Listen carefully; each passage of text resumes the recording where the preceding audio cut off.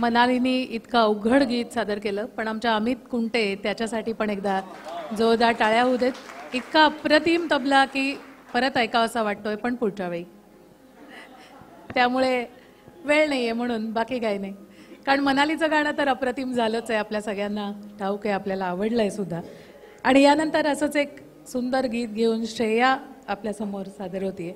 श्रेया पाटगावकर आणि गाणारे श्रेया घोषालचं गाणं.